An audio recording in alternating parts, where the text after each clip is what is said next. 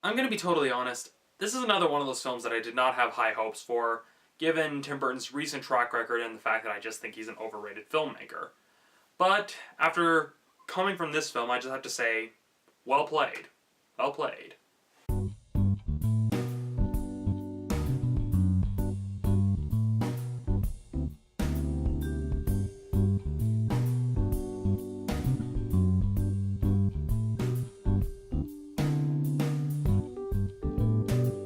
As some of you may have heard, Frankenweenie is based on a short film that Tim Burton made in his younger years, and it's basically sort of the same type of concept as Frankenstein, except instead of creating life and bringing a man to life out of dead tissue, the kid is, well, reviving his dog.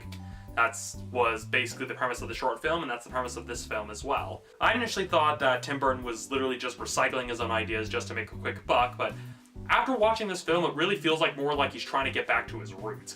He's in one of those places where he's kind of lost himself as a filmmaker, and so he's trying to essentially bring back one of his earlier ideas to kind of get himself regrounded. And that's why instead of going through to Johnny Depp and Helena Bonham Carter like he's done in all of his latest films, he's actually been bringing back a lot of the other actors he usually went to, like Winona Ryder, who plays a minor role in this film.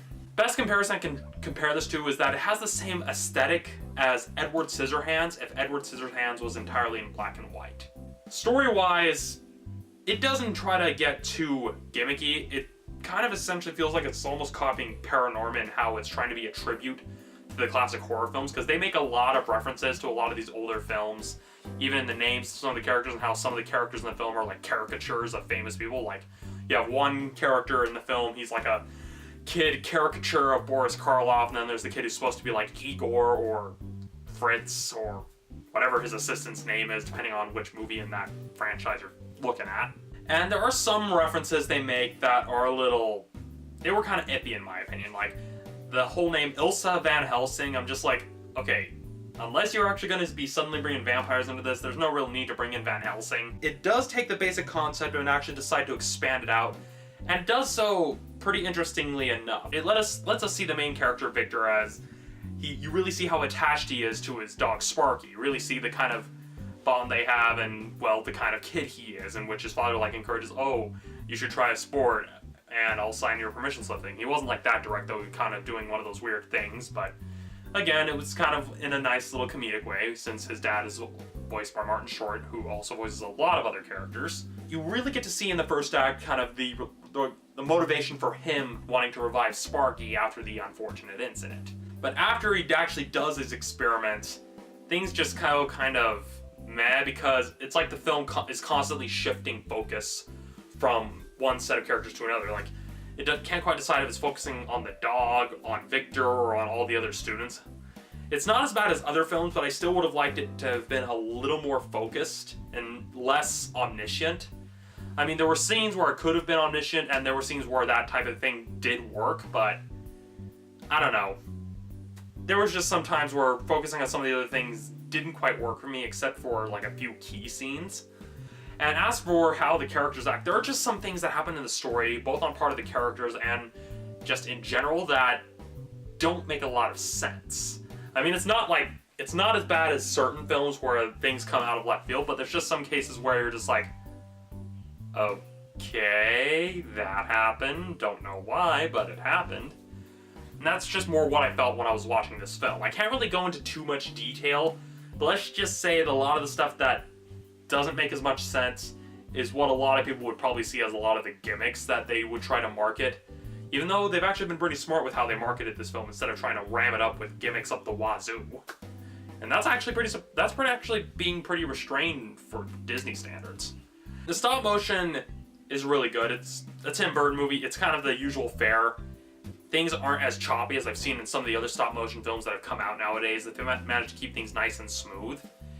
And it's actually one of the few stop motion films that I've seen that actually handle the transition to 3D a lot better, because I mean, when I first watched films like Coraline or some of the other stop motion animation films, when they tried to convert it to 3D, it had really choppy frame rates.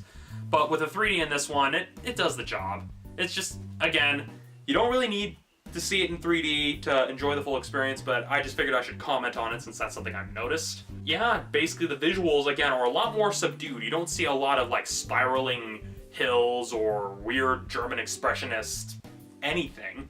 Everything is really subdued. I mean, you do get the creepy stuff when the creepy stuff is actually warranted, but everything else seems pretty tame.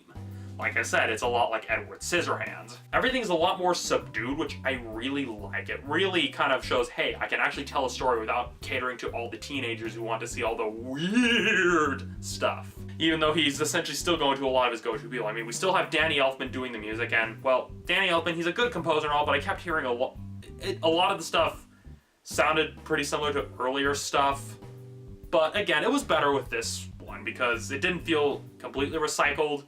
And it definitely had some things that really harkened back to a lot of Tim Burton's earlier films. The score itself had kind of its Edward Scissorhands sort of moments. From a technical standpoint, the film is actually really good, and I definitely like that Tim Burton's keeping his style more subdued in this film than in other films released over the past couple of years. In the case of the voice acting, there's not really much to say. I mean, it's a pretty solid performance, and it's usually a case of a couple actors voicing a lot of different roles, like Martin Short's voicing like 4 different roles.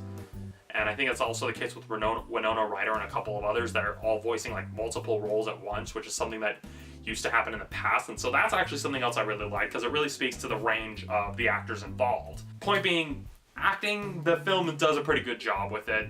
And again, a lot of it comes across like you can tell that they made it as a kid's movie and not just a weird movie.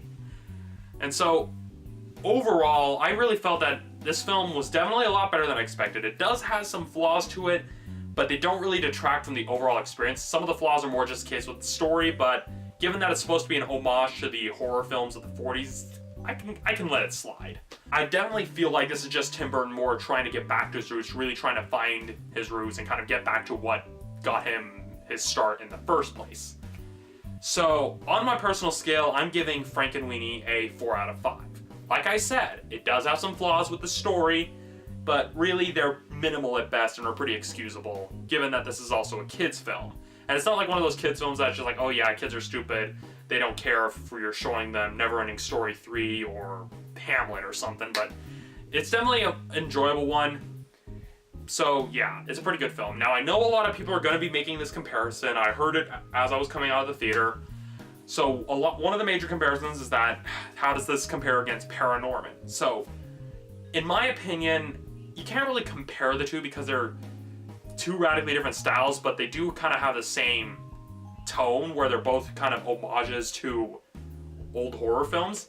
Whereas this one is more of an homage to the horror films of the 40s, kind of the classic Universal series. It even shows clips of a black and white Hammer film with Christopher Lee as Dracula. Whereas Paranorman is more like a tribute to like 50s and 60s horror with its design. So it's kind of like trying to compare the two decades that just doesn't really work. If you're a fan of a lot of Tim Burton's classic stuff, and by that I mean the stuff like Frankenweenie, the original short film, Vincent, as well as Edward Scissorhands, Beetlejuice, basically his earlier stuff where he actually put more effort, more passion into it, you'll definitely find this film more enjoyable. And it's also a pretty good kids film, but it does have some pretty sad moments, so make sure to not bring toddlers with you. Make sure that they can at least comprehend, death and sadness without, completely bawling in the theater. Not that there's anything wrong with taking kids to a movie, I'm just saying, make sure they're actually old enough to understand it and actually enjoy it without crying every 5 minutes. I don't quite know what's coming up next week because I actually shot this video before the Looper review, so whatever's coming out next week, well, here it is. That'll be the film I'm reviewing next week. If nothing appears there, then nothing's there, but something's gonna appear there because I kind of have to review a movie because, it's my job. So yeah, that's it for this week's episode of Romney's Reviews, and I hope you'll like, comment, and subscribe. I feel like such a tool saying that. I don't get why YouTubers say that a lot. I mean, really, the liking, comment, subscribe thing, I don't get it. I'm getting on another tangent, so I'll just, let you have your likes back. See you then.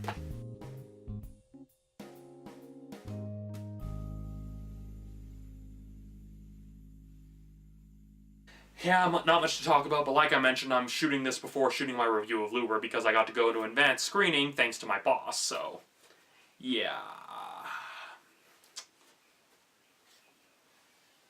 Still happy about this backdrop, even though it takes like 5 sheets of lint remover to get rid of all the crap that gets on it. Word to the wise, when you own rabbits, only own one. Just one.